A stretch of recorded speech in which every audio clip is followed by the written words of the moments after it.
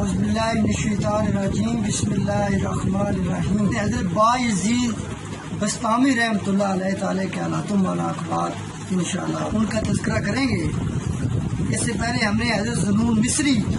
رضی اللہ تعالیٰ عنہ ان کے حالات و مناقب کا ذکر کیا تھا۔ کہتے ہیں کہ آپ بہت بڑے اولیاء اور مشائخ میں سے ہوئے ہیں حضرت بایزید رحمۃ اللہ علیہ، اور ریاضت و عبادت کے ذریعے قرب الہی حاصل کیا۔ احادیث بیان کرنے میں آپ کو بہت جو ہے وہ درک حاصل تھا۔ حضرت جنید بغدادی کا قول ہے کہ حضرت بایزید کو اولیاء میں وہی اعزاز حاصل ہے جو حضرت جبریل کو ملائکہ میں، اور مقام توحید میں تمام بزرگوں کی انتہا آپ کی ابتدا ہے، کیونکہ ابتدائی مقام میں ہی لوگ سرگرداں ہو کر رہ جاتے ہیں۔ بایزید کا قول ہے کہ اگر لوگ 200 سال تک بھی گلشن معرفت میں سرگشتہ رہیں، جب کہیں جا کر اس کا ایک پھول یہ وہ مل سکتا ہے جو مجموعی طور پر ابتدائی میں مجھے مل گیا۔ شیخ ابو سعید کا قول ہے کہ میں پورے عالم کو آپ کے اوصاف سے پر دیکھتا ہوں، لیکن اس کے باوجود بھی آپ کے مراتب کوئی نہیں جانتا۔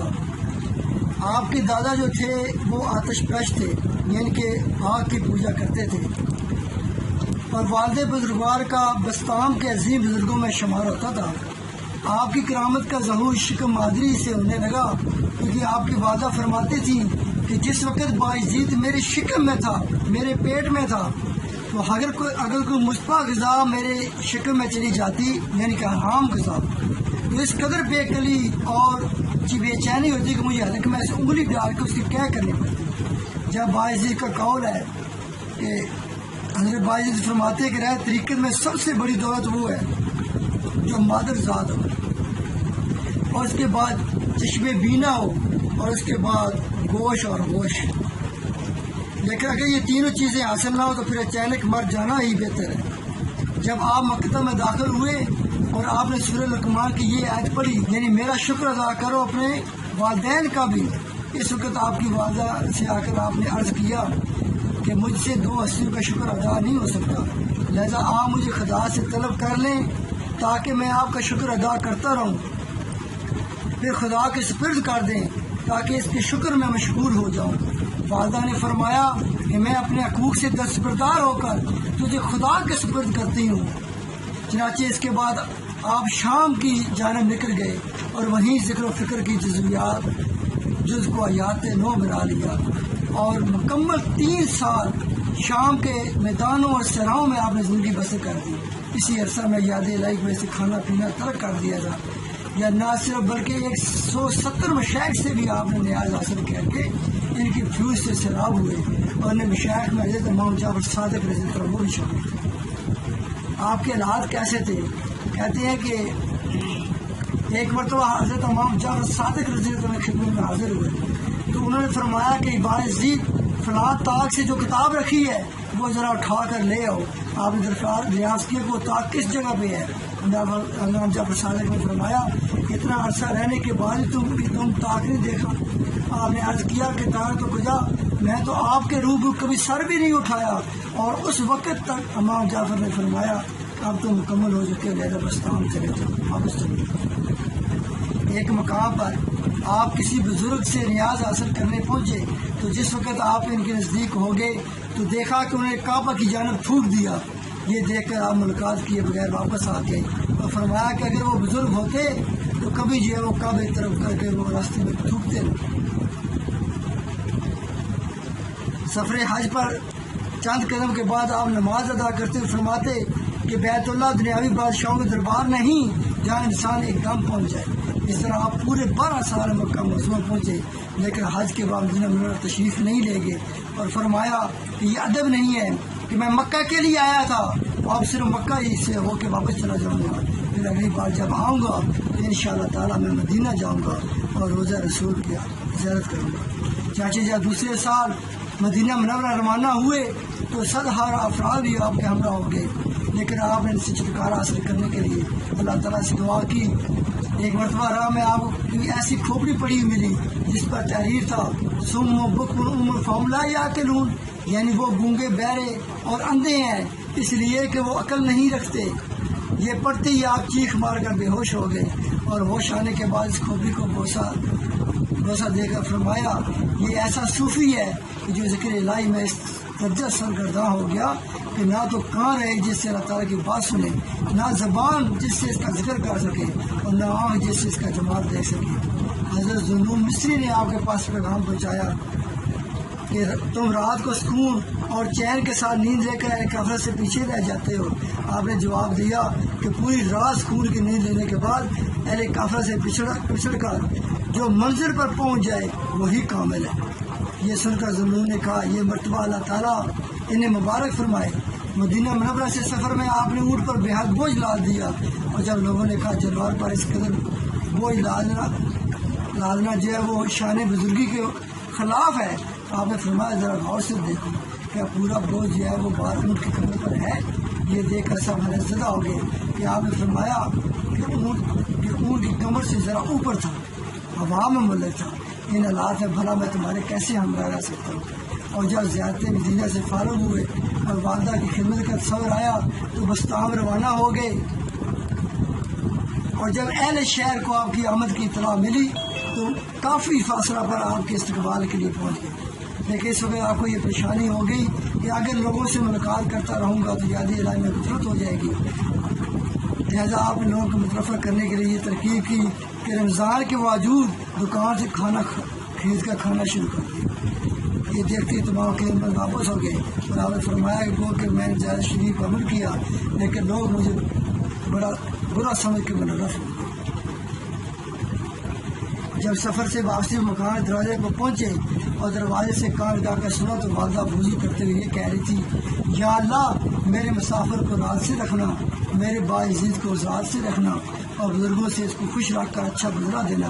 یہ سن کر پہلے تو آپ روتے رہے، پھر دروازے پر دستک دی تو والدہ نے پوچھا کون؟ عرض کیا کہ آپ کا مسافر۔ جو دروازہ کھول کر نکال کرتے بعد تم نے اس قدر طویل سفر اختیار کیا کہ روتے روتے میری بسارت ختم ہو گئی اور غم سے کمر جھک گئی۔ آپ نے فرمایا جس کام کو میں نے بعد کے لیے چھوڑا تھا وہ پہلے ہی ہو گیا، اور میری والدہ کی خوشنودی تھی، والدہ کی برکت۔ یہ وہ بزرگ ہیں، اس سے پہلے حضرت ویسے کرنی رضی اللہ عنہ کا ہم نے ذکر پڑا تھا، وہ بھی اپنی والدہ کی خدمت کی وجہ سے آقا علیہ السلام کے زمانہ میں ہونے کے باوجود آپ سے ملاقات نہ کر سکے، تو یہ ان کو فیض جو ساری اپنی والدہ کی خدمت کرنے کی وجہ سے ملا۔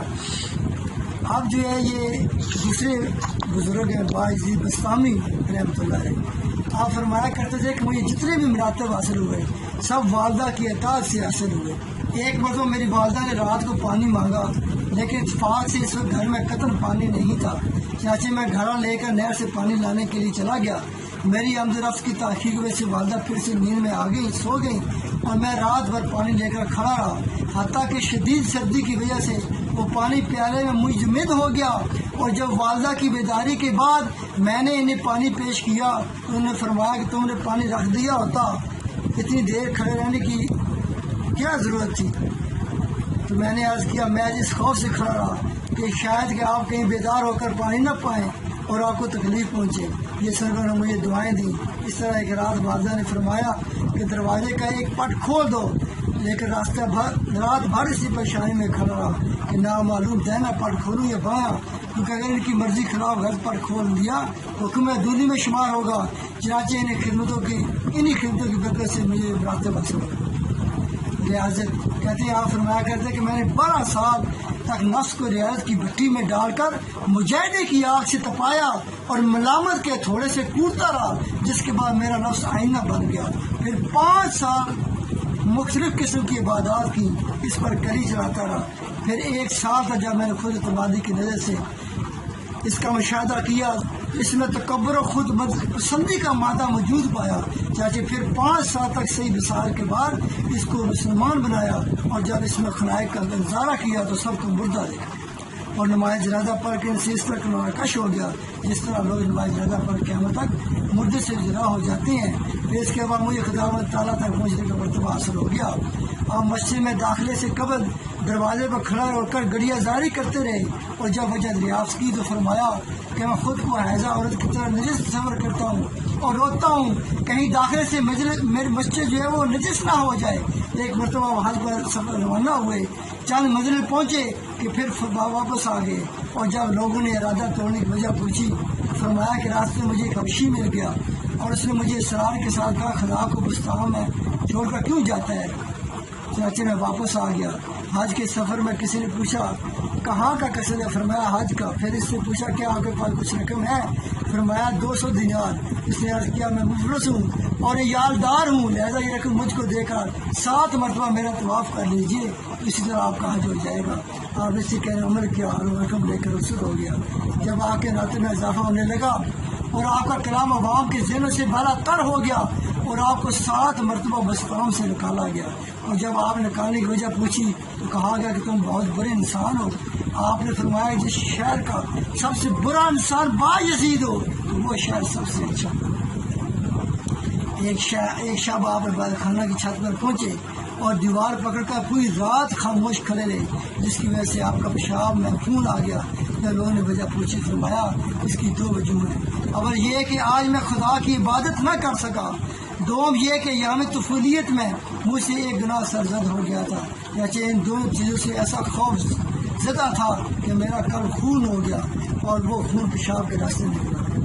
عبادت کے اوقات میں آپ کو یہ خون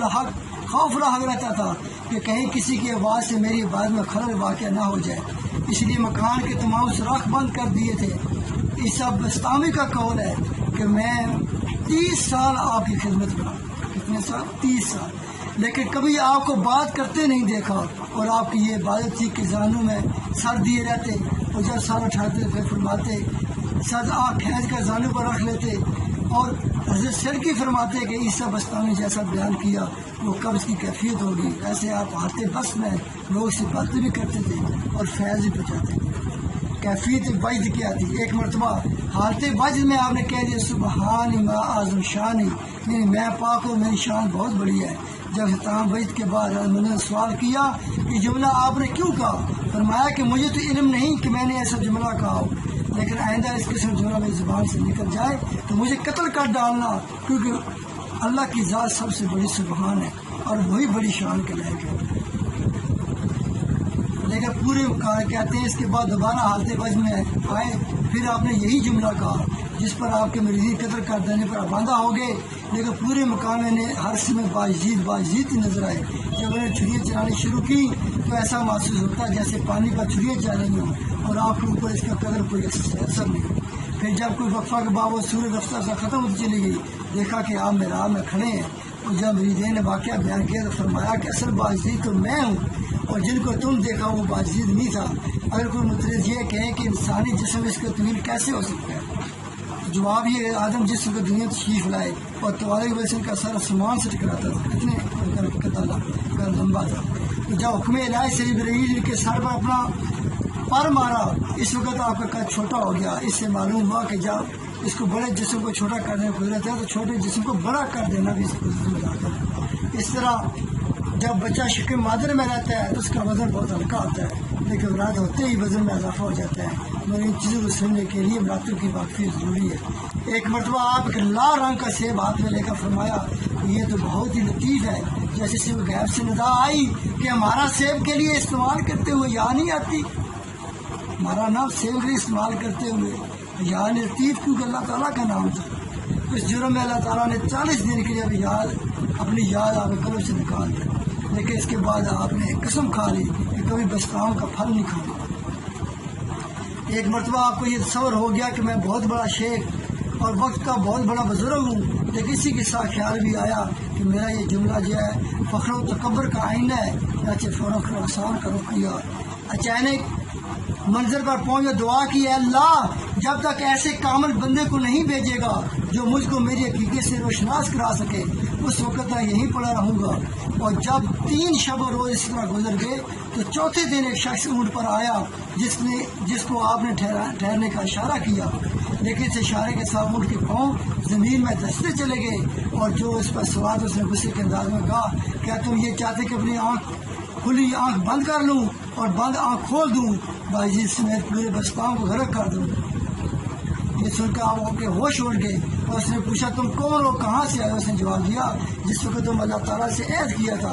اس وقت میں یہاں سے 3000 میل دور تھا، اور اس وقت میں سیدھا وہیں سے چلا آ رہا ہوں، لہذا تمہیں خبر دیتا ہوں کہ اپنے قلب کی نگرانی کرو، یہ قلب جو ہے وہ فساد قلب کی مانند ہو گیا ہے، اس میں جو ہے وہ فساد آ گیا ہے، اس کے بعد وہ غائب ہو گیا۔ آپ مسجد میں 40 برس مقیم رہے، لیکن اس درجہ محتاط تھے کہ مسجد کا اور مسجد سے باہر کا لباس جدا جدا ہوتا تھا، اور اس میں سوائے مسجد کی دیوار کے آپ نے کسی چیز سے ٹیک نہیں لگائی۔ آپ فرمایا کرتے کہ میں نے 40 برس تک عام انسانوں کی غذا چکھی اور نہ ہی جو ہے میرا رزق کہیں اور سے آتا۔ اسی طرح اپنے قلب کی نگرانی مصروف رہا۔ اس کے بعد جب غور کیا تو ہر سمت بندگی و خدائی نظر آئی۔ پھر 30 سال خدا کی جستجو میں گزارے، اس کے بعد خدا کو طلب اور خود کو مطلوب پایا۔ اب 30 سال سے کیفیت ہے کہ جب خدا کا نام لینا چاہتا ہوں تو پہلے 3 مرتبہ اپنی زبان کو دھو لیتا ہوں۔ حضرت ابو موسیٰ جب آپ سے سوال کیا کہ خدا کی جستجو میں سب سے زیادہ دشوار مقام آپ کو کیا نظر آیا، فرمایا خدا کی اعانت کے بغیر قلب کو اس کی طرف متوجہ کرنا بہت دشوار ہے۔ جب اللہ کی مدد جب تک شامل حال نہ ہو اس وقت ہم اللہ کا قرب بھی حاصل نہیں کر سکتے، اور جب اس کی مدد شامل حال ہو جاتی ہے تو پھر صحیح کے بغیر بھی قلب اس طرح متوجہ ہو جاتا ہے، اور مجھے اس وقت ایک کشش محسوس ہونے لگتی ہے۔ پھر رفتہ رفتہ اللہ وہ مراتب عطا کرتا ہے جو آپ پر بھی زہر ہے اور زہر میں بھی اس کی رحمتیں پائی جاتی ہیں۔ جس وقت آپ کے اوپر خوف طاری ہوتا تو پیشاب میں خون آنے لگتا۔ ایک بار کچھ لوگ حاضر ہوئے تو آپ مراقبہ سے سر اٹھا کر فرمایا کہ میں نے بہت کوشش کی تمہیں دینے کے لیے کوئی چیز مل جائے لیکن نہیں مل سکی۔ حضرت بوترا بخشی کا ایک مان ابھی ریاضت کے اعتبار سے بہت بلند تھا۔ آپ اس سے فرمایا کرتے کہ حضرت باعزید کی صحبت تیرے لیے زیادہ سود مند ہوگی، لیکن وہ عرض کرتا کہ میں تو باعزید کے خدا کو دن میں 100 مرتبہ دیکھتا ہوں، اس سے بھلا مجھے کیا فائدہ ہو سکتا ہے۔ حضرت بوترا نے فرمایا کہ ابھی تو نے اپنے پیمانے کے بعد خدا کا دیدار کیا ہے، لیکن ان کی توجہ کے بعد ایسا دیدار ہوگا جس طرح دیدار کا حق ہوتا ہے، کیونکہ اللہ تعالیٰ کا مختلف طریقے سے مشاہدہ کیا جا سکتا ہے۔ اللہ تعالیٰ محشر میں ایک خاص تجلی تو حضرت صدیق اکبر رضی اللہ بنا لے گا، اور ایک تجلی پوری مخلوق پر۔ یہ سننے کے بعد اس مریض کے قلب پر حضرت باعزید کا اشتیاقی دیدار پیدا ہوا، اور اپنے مرشد کے ہمراہ جس وقت ہم مکان میں پہنچا تو آپ کہیں سے پانی بھرنے گئے ہوئے تھے، اور جب یہ دونوں ان کی تلاش میں چل دیے تو دیکھا کہ آپ ایک ہاتھ میں گلا اور ایک ہاتھ میں پستین لٹکائے چلے آ رہے ہیں، لیکن اس مریض نے آپ کی ایسی ہیبت طاری ہوئی کہ کب کی وجہ سے زمین پر گر پڑا اور وہیں دم نکل گیا۔ اور جب حضرت بوترا نے کہا کہ آپ نے ایک ہی نظر میں کام ختم کر دیا، آپ نے فرمایا کہ اس کے اندر کشف کا ایک خاص مقام باقی رہ گیا تھا جو اس وقت اس کو حاصل ہوا، لیکن وہ برداشت نہ کرتے جہاں پاک ہو گیا۔ جس طرح مصر کی عورتیں اس نے یوسف کی تاب نہ لا کر اپنی انگلیاں کاٹ بیٹھی تھی، اس طرح یہ بھی بندہ ہلاک ہوا۔ حضرت یحییٰ بن معاذ نے جب آپ کو یہ تحریر کیا کہ آپ ایک ایسے شخص کے بارے میں کیا رائے ہے جو ایک جام ازلی سے ایسا مست ہو گیا کہ اس کی مستی اب تک ختم نہ ہونے والی ہے، آپ نے جواب میں تحریر کیا کہ یہاں ایک ایسا فرد بھی موجود ہے جو ازل و ابد کے بحر بیکرام کو پی کر بھی یہی کہتا ہے کہ کچھ اور مل جائے، حل المزید۔ جب ہم دونوں شجر طوبہ کے نیچے کھڑے ہوں گے اور قاصد کو ایک ٹکیا روٹی دے کر یہ ہدایت بھی کر دی کہ حضرت بائی سے کہنا کہ اس کو کھا لیں، یہ راز بتا رہے ہیں کہ آب زمزم سے گونجی گئی ہے۔ اس کے بعد بائی نے لکھا کہ جس جگہ خدا کو یاد کیا جاتا ہے وہاں جنت اور طوبہ دونوں موجود ہوتے ہیں، اور ٹکیا اس لیے واپس کر رہا ہوں کہ آب زمزم سے گونجی فضیلت اپنی جگہ مسلم، لیکن یہ کس سے معلوم کہ جو بیج بویا گیا تھا وہ قصبے الحال کا تھا یا قصبے حرام کا، اس لیے کہ اس کے عقل الحال ہونے میں یہ شک ہے۔ ایک جواب کے بعد یہ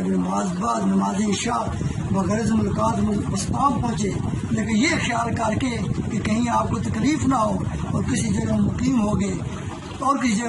گئے اور صبح کو جب آپ کا یہاں حاضر ہوئے تو معلوم ہوا کہ آپ قبرستان میں یا قبرستان میں پہنچ گئے تو دیکھا کہ آپ انگوٹھوں کے بل کھڑے ہیں اور مصروف عبادت ہے، اور ایسا محسوس جیسے پوری رات اس طرح کھڑے ہو گزاری۔ پھر فراغت کے بعد جب اچھی طرح دن نکل آیا تو آپ نے یہ دعا پڑھی، اعوذ من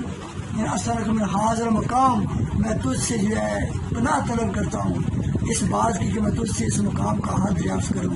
اس کے بعد یہ پیش قدم کرتے ہوئے سلام عرض کیا اور رات کے واقعات کا دریافت کیا تو آپ نے فرمایا اللہ تعالیٰ مجھ کو بیش بامدارج عطا کرنے چاہے، لیکن وہ سب عذاب کے تھے، اسے میں نے قبول نہیں کیے۔ پھر حضرت یحییٰ نے پوچھا کہ آپ اللہ تعالیٰ سے معرفت کیوں نہیں طلب کی؟ یہ سنتے ہی آپ نے چیخ کر کہا بس خاموش ہو جا،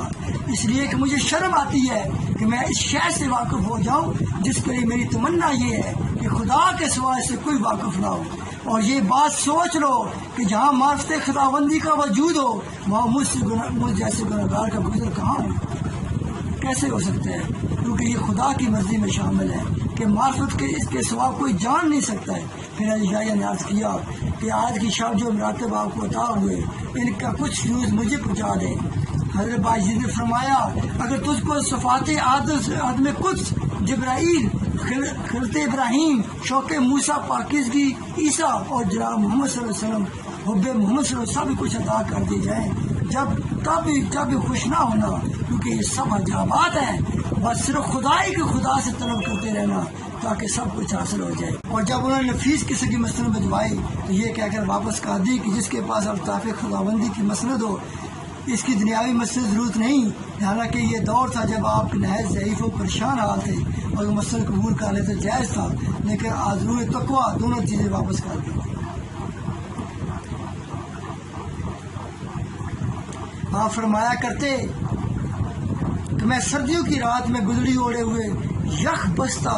پانی سے غسل کر کے صبح تک وہی بھیگی ہوئی گزڑی اس نیت سے اوڑے رکھی کہ جرم میں نفس کو اور بھی زیادہ سردی کا سامنا کرنا پڑے، اور اس دن سے معمول بنا لیا کہ دن میں 70 مرتبہ غسل کرتا ہوں اور ہر مرتبہ بے ہوش ہو جاتا ہوں۔ ایک مرتبہ قبرستان میں لائے کہ بستان نوجوان پر گٹا بجا رہا تھا تو آپ نے اس کو دیکھا، لاہور والا قوت پڑی، اصل نواز سے بربت کو اتنی زور سے آپ کے سر پر دے مارا کہ سر پھٹ گیا اور بربت ٹوٹ گیا، لیکن آپ نے گھر آ کر اس نوجوان کو بربت قیمت اور کچھ حلوہ وغیرہ بیچتے ہوئے پیغام دیا کہ اس رقم سے دوسرا بربت خرید لو، حلوہ وغیرہ خوب کھاؤ تاکہ شکستہ بربت کا غم دور ہو جائے۔ اس کے بعد اس نوجوان نے حاضر و کم معذرت طلب کی اور ہمیشہ کے لیے وہ اس کے ایک اور ساتھ کے ساتھ طیب ہو گئی۔ اور ایک مرتبہ رضمندوں کے ہمراہ ایک تنگ گلی سے گزرے تھے کہ سامنے سے کتا آ گیا، چنانچہ آپ نے مریدین نے راستہ چھوڑ دیا اور کتا نکل گیا۔ اسی وقت کسی مریض نے پوچھا جب خدا نے انسان بشر و مخلوقات بنایا تو پھر آپ نے کتے کے لیے راستہ کیوں چھوڑا؟ اس سے ایسا محسوس ہوتا ہے کہ کتے کی یہاں پر برتری حاصل ہے، اور یہ بات خلاف عقل اور خلاف شرع بھی۔ آپ نے جواب دیا کہ اس کتے نے مجھ سے سوال کیا تھا کہ اصل میں مجھ کو کتا اور آپ کو سوال اور فرق کیوں بنایا گیا، اور اس میں میرا کیا قصور تھا اور آپ کی فضیلت کیا تھی؟ جیسے میں نے اس سے خیال سے کہ اللہ کا کتنا بڑا انعام ہے، اس نے مجھے کتے پر فضیلت عطا کر دی، اس لیے میں نے راستہ چھوڑ دیا۔ پھر ایک مرتبہ راہ میں کتا ملا تو آپ نے دامن سمیٹ لیا، جس وقت کتے نے عرض کیا کہ آپ نے دامن کیوں بچایا؟ اس لیے کہ اگر میں بھگا ہوا نہیں ہوں تو مجھ سے ناپاکی خطرہ نہیں، اگر بھگا ہوا ہوتا تو آپ اپنے کپڑے پاک کر سکتے تھے، لیکن یہ تکبر جس کا آپ نے مظاہرہ فرمایا یہ تو 7 سمندر کے پانی سے بھی پاک نہیں ہو سکتا۔ آپ نے فرمایا تو سچ کہتا ہے، اس لیے کہ تیرا ذہن نجس ہے اور میرا باطن نظام دونوں ایک ہی ساتھ رہنا چاہیے تاکہ کچھ پاکیزگی میرے باطن کو بھی حاصل ہو جائے۔ لیکن کتے نے کہا ہم دونوں کا ساتھ رہنا ناممکن ہے کیونکہ میں مردود ہوں اور آپ مقبول بارگاہ ہیں، دوسرا یہ کہ دوسرے دن کے لیے ایک ہڈی بھی جمع نہیں کرتا اور آپ سال بھر کا گلا جمع کر کے رکھتے ہیں۔ آپ فرمایا کہ صد ہے جب کتے کی ہمراہ رہنے کے قابل بھی نہیں تھے پھر خدا کے قریب کیسے حاصل ہو سکتا ہے؟ اور پاک ہے وہ اللہ جو بدترین مخلوق کی باتوں سے بہترین مخلوق کو درسیبل بنا دیتا ہے۔ ایک شخص 30 سال تک آپ کی صحبت عبادت کرتا رہا اور ایک دن آپ سے عرض کیا کہ اتنا عرصہ گزر جانے کے باوجود بسم اللہ الرحمن الرحیم، ایک شخص 30 سال تک آپ کی صحبت میں عبادت کرتا رہا، 30 سال تک، اور ایک دن آپ سے عرض کیا کہ اتنا عرصہ گزر جانے کے باوجود بھی آپ کی تعلیم مجھ پر اثر انداز نہ ہو سکے۔ آپ نے فرمایا کہ ایک ہی شکل سے تیرے اوپر اثر ہو سکتا ہے لیکن وہ تیرے لیے قابل قبول نہ ہوگی۔ اس نے عرض کیا کہ میں آپ کے ہر حکم کی تعمیل کروں گا۔ آپ فرمایا کہ داڑھی، مونچھ اور سر کے بال منڈا کر اور ایک کمبل اوڑھ کے ایک تھیلے میں اخروٹ بھر لے اور ایسی جگہ جا بیٹھ جہاں بہت لوگ تجھ سے واقف ہوں، اور بچوں سے کہہ دے کہ جو بچہ مجھے ایک تھپڑ مارے گا میں اسی کو ایک اخروٹ دوں گا، بس یہی تیرا واحد علاج ہے، اس لیے کہ ابھی تجھے اپنے نفس پر قابو حاصل نہیں۔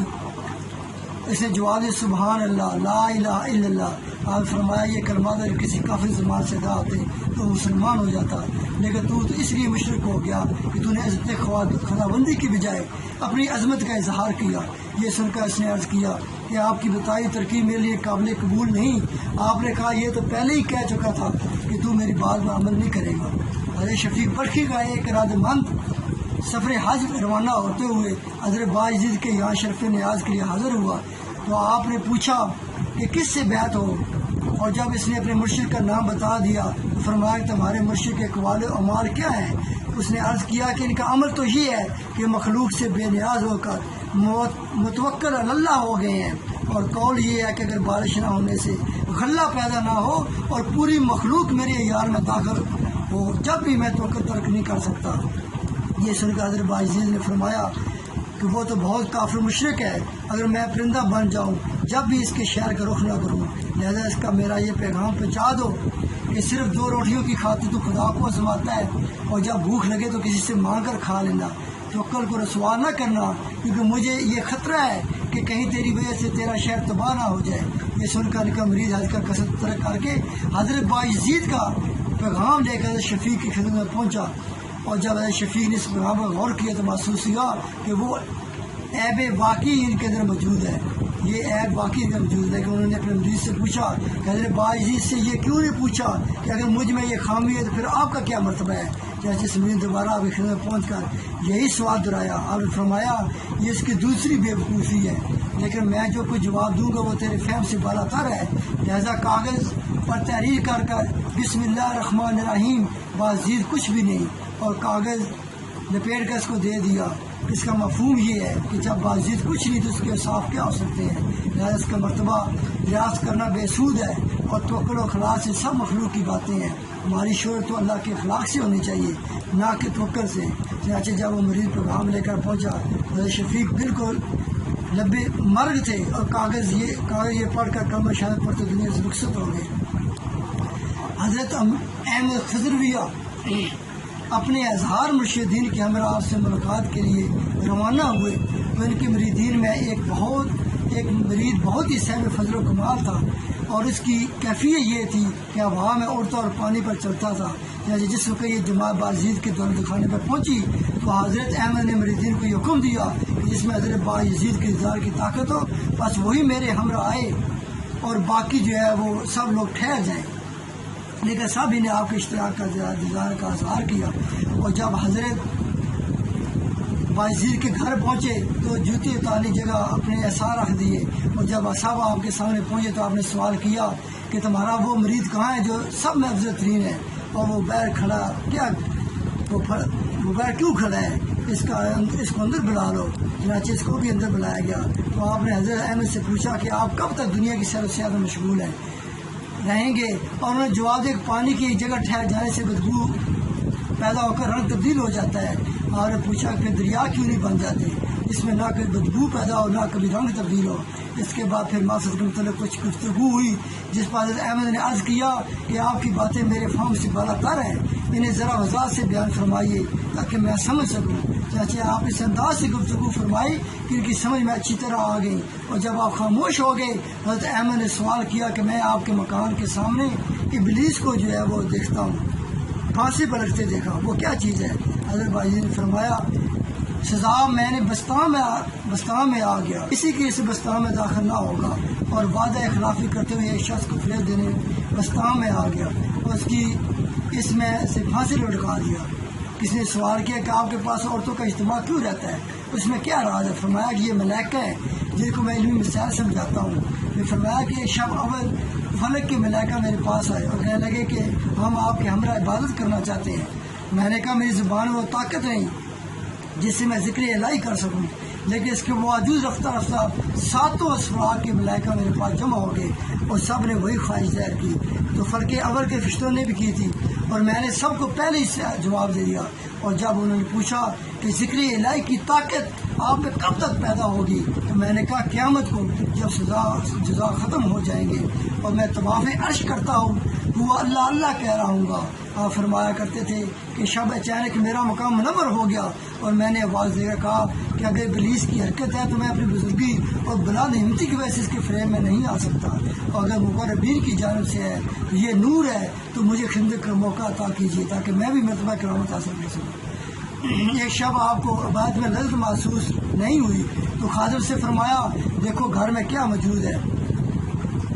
چنانچہ انگور کا ایک خوشہ نکالا تو آپ نے فرمایا یہ کسی کو دے دو، اس کے بعد آپ کے اوپر انوار کی بارش ہونا شروع ہوگی۔ ایک یہودی جو آپ کا پڑوسی تھا وہ کئی سفر پر چلا گیا اور افلاک کی وجہ سے اس کی بیوی چراغ تک روشن نہیں کر سکتی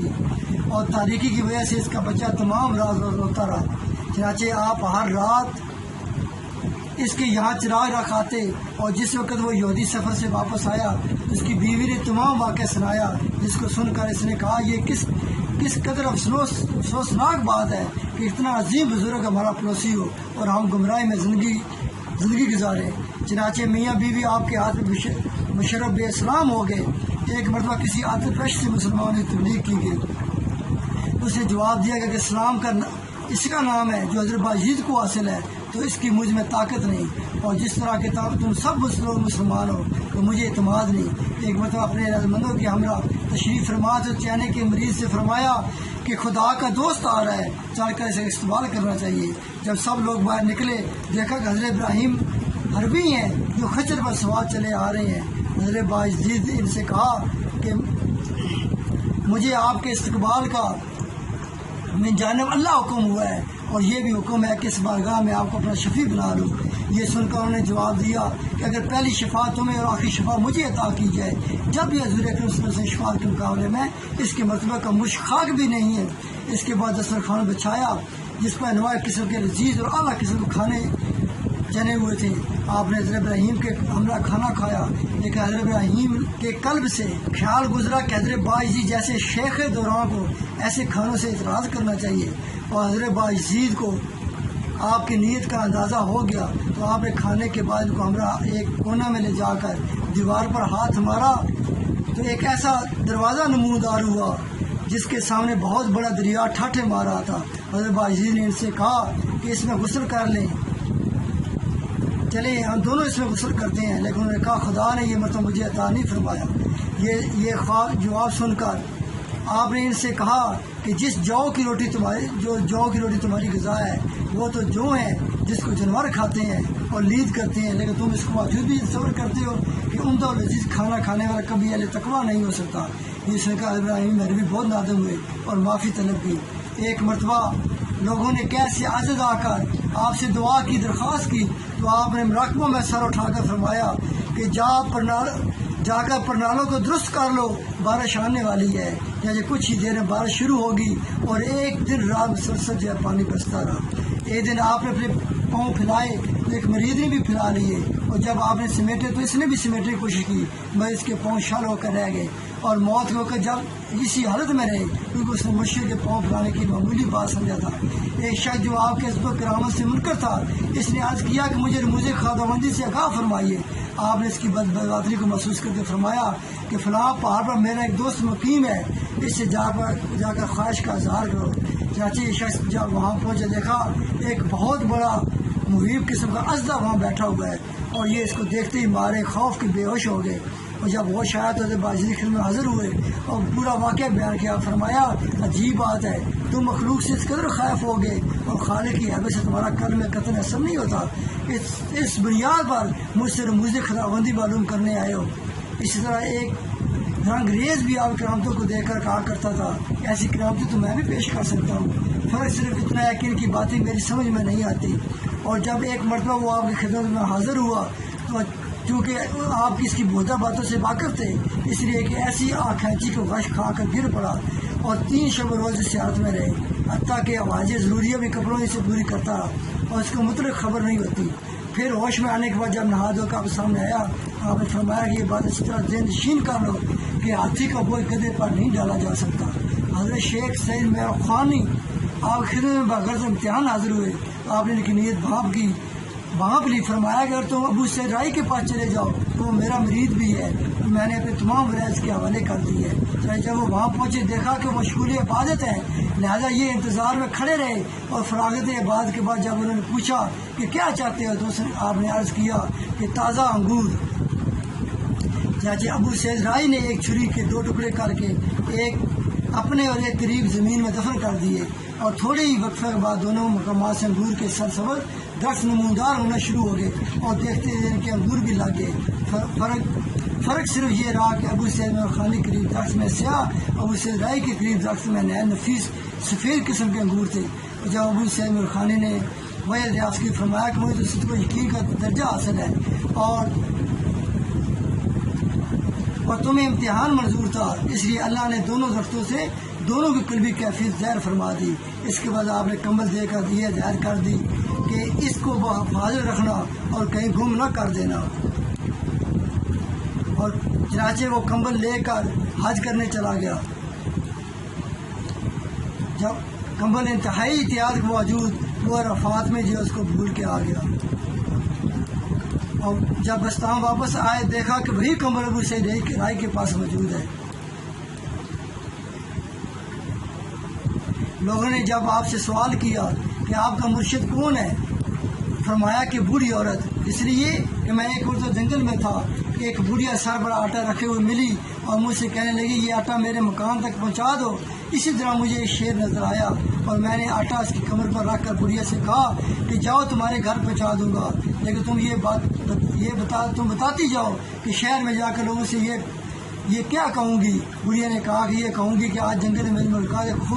خود نماز ظالم سے ہوگی۔ آپ نے پوچھا کہ مجھے خود نماز ظالم خطاب کیوں دیا؟ بڑھیا نے کہا کہ شریعت نے شیر کو مکلف نہیں بنایا اور تم ایک غیر مکلف کی پشت پر اپنا بوجھ لاد رہے ہو، اور ظلم نہیں تو پھر کیا ہے؟ دوسرا عیب تیرے اندر یہ ہے کہ تم خود کو لوگوں پر صاحب کرامت ظاہر کرنا چاہتے ہو، اور اسی کا نام خود نمائی ہے۔ جیسے میں نے بڑھیا کی بات سے ایسی نصیحت حاصل کی کہ ہمیشہ کے لیے ایسی چیزیں جو ہزار سے توبہ کر لی، بس اسی وجہ سے میں بڑھیا کو اپنا مرشد سمجھ کرتا ہوں۔ اور اب میری حالت یہ ہے کہ ہر کرامت پر میں اللہ تعالیٰ تصدیق کا طالب ہوں، اور اس تصدیق کے لیے اس دن سے ایک نور ظاہر ہوتا ہے جس پر سب ضرور یہ کلمات تحریر ہوتے ہیں: لا الہ الا اللہ محمد رسول اللہ، نوح نجی اللہ، ابراہیم خلیل اللہ، موسیٰ کلیم اللہ، عیسیٰ روح اللہ علیہ الصلاۃ والسلام، جس سے اندازہ ہوتا ہے کہ 5 شہادتیں میری کرامت کی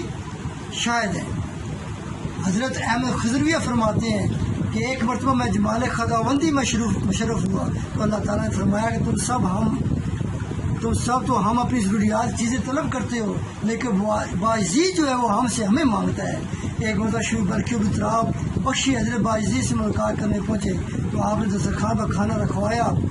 وہ لوگ شریک طعام ہو گئے، لیکن ابوتراب نے فرمایا کہ میں روزے سے ہوں۔ یہ سن کر ان کے ایک مریض نے کہا اگر دعوت کے نفلی روزہ توڑ دیا جائے تو روزہ دار کو روزہ اور دعوت دونوں کا اجر حاصل ہو جاتا ہے، لیکن اس کے کہنے کے بعد بھی انہوں نے انکار کر دیا۔ پھر باعزیز نے فرمایا تو لوگوں کو شاید معلوم نہیں یہ شخص بارگاہ خداوندی سے بہت دور ہے۔ چند ایام کے بعد ابوتراب کی چوری کی جرم گرفتار کر کے اس کے ہاتھ کاٹ دیے گئے۔ جامع مسجد کے کونے میں باعزیز نے اپنا عصا کھڑا کر دیا، لیکن وہ اتفاق سے گر پڑا اور بوڑھے نے اٹھا کر پھر سے کونے میں کھڑا کر دیا۔ جب آپ کو اس کا علم ہوا اس بوڑھے کے مقام پر عصا اٹھا کر رکھنے کی تکلیف معافی چاہیے۔ کسی نے آپ کے یا کے متعلق دریافت کیا تو آپ نے ایسے مؤثر انداز میں یا کی تعریف کی کہ وہ شخص پانی بن کر بہنا شروع ہو گیا، یعنی آنسو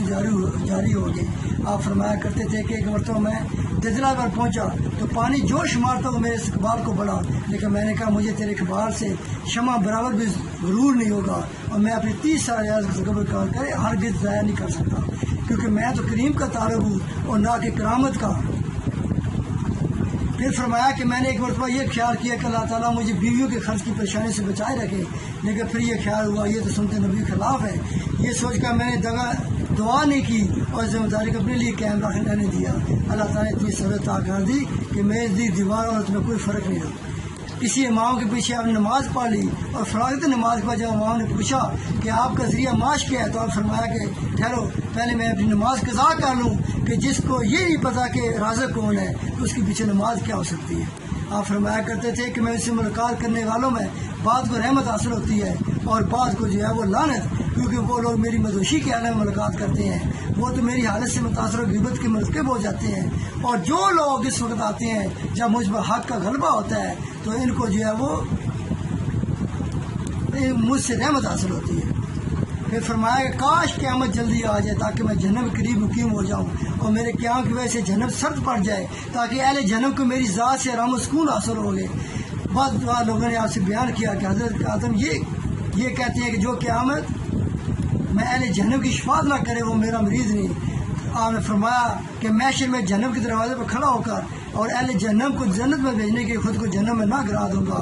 وہ میرا مریض نہیں۔ پھر کچھ لوگوں نے پوچھا جب آپ کو صاحب فضل و کمال بنایا گیا تو آپ مخلوق کو اسی راستے میں کیوں نہیں کھینچتے؟ فرمایا جو خود ہی مرد بارگاہ ہو اس پر مردود بارگاہ ہو، اس کو کیسے مقبول بنا سکتا ہوں؟ ایک مرتبہ متفکر سرنگو بیٹھے ہوئے تھے کہ ایک بزرگ تشریف لائے اور جب آپ نے سر اٹھا کر دیکھا تو ان بزرگوں نے پوچھا کہ آپ فکر مند کیوں ہیں؟ یہ سنتی آپ کو ایسا ہوش آیا کہ ممبر سے ٹکرا کر بے ہوش ہو گئے، اور جب ہوش آیا تو فرمایا کہ نہ جانے تیری اس میں کیا مصلحت ہے کہ مجھ سے گمان رکھنے والے سے اپنی معرفت کا دعویٰ کروایا۔ ایک مرتبہ خشتی علائی سے آپ لرزہ براندازم تھے کہ کسی مریض نے سوال کر ڈالا کہ آپ کی یہ کیا حالت ہے؟ فرمایا کہ جو 3 سال سے ریاضت و نفس کشی کے بعد حاصل ہوتی ہے وہ بھی تیرے فہم سے بالاتر ہے۔ اور جس وقت جنگ روم میں اسلامی لشکر پسپا ہو گیا تو کسی لشکری کے منہ سے نکلا کہ باعزیر اعانت فرمائیے کہ اس سے آج نمودار ہوئی جس کے خوف سے کفار کا لشکر فرار ہو گیا اور مسلمانوں کو فتح حاصل ہوگی۔ کسی بزرگ نے مراقبے کے بعد سوال کیا کہ اس وقت آپ کہاں تھے؟ فرمایا کہ برگاہ خداوندی میں۔ اس وقت انہوں نے کہا کہ میں تو وہیں تھا لیکن میں نے آپ کو نہیں دیکھا۔ آپ فرمایا کہ تیرے اور اللہ تعالیٰ کے مابین ایک حجاب تھا اور میں ذات باری تعالیٰ کے بالکل قریب سامنے تھا، اسی وجہ سے آپ کو مجھے دیکھ نہ سکے۔ پھر فرمایا کہ جو شخص اتباع سنت کے بغیر خود کو صاحب طریقت کہتا ہے وہ کاذب ہے، کیونکہ اتباع شریعت کے بغیر طریقت کا حصول ممکن ہی نہیں ہے۔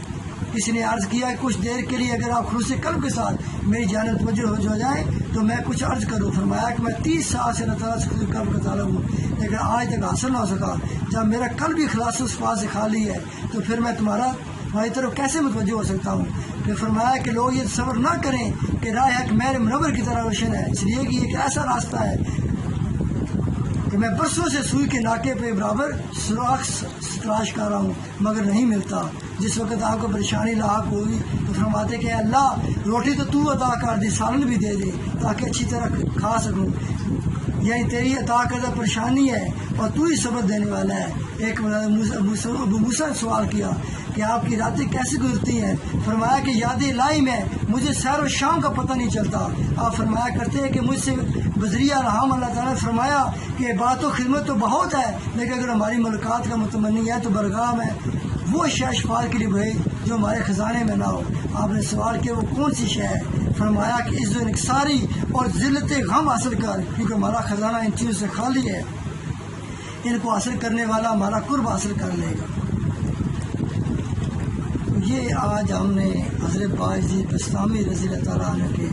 حالات و واقعات کا کچھ ذکر کیا۔ امید ہے کہ اس سے ہمیں جو ہے انشاءاللہ تعالیٰ عزیز